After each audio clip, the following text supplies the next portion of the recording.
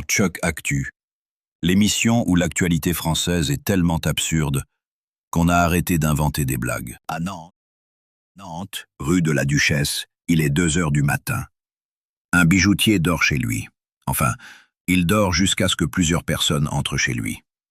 Les agresseurs savent exactement ce qu'ils veulent. Pas de panique, pas de hasard. Du cash, de l'or et un code bancaire. Le bijoutier est ligoté. Sa fille est violentée. Pas d'armes, mais une méthode claire. La persuasion version XXL. Les voleurs repartent avec plusieurs dizaines de milliers d'euros. C'est ce qu'on appelle un cambriolage sur mesure. Pas besoin d'alarme quand on a déjà le plan. Avant, on disait « reste discret sur ta réussite ». Maintenant, on dit « reste discret sur ton adresse ».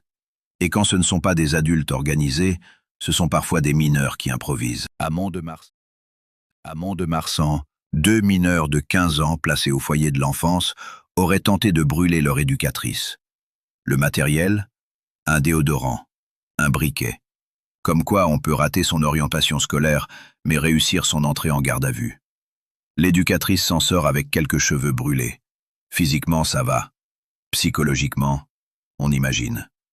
À 15 ans, on ne joue pas avec le feu. Apparemment, certains testent quand même. Avant, un éducateur disait « range ta chambre ». Aujourd'hui, il dit « évite de m'immoler, s'il te plaît ».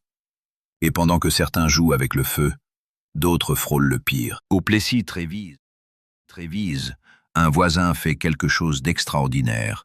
Il appelle la police. La BAC arrive, écoute, intervient. Résultat, une adolescente de 16 ans, en soutien-gorge, dans une cave, avec 2 garçons. 7 autres attendent à côté, comme une salle d'attente, mais version très inquiétante.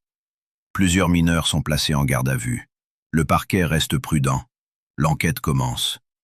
Une chose est sûre, ce voisin a probablement évité un drame. Chuck.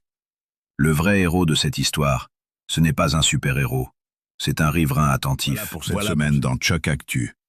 Une France où les cambriolages sont ciblés, les éducateurs portent des extincteurs invisibles, et où un simple appel peut sauver une vie.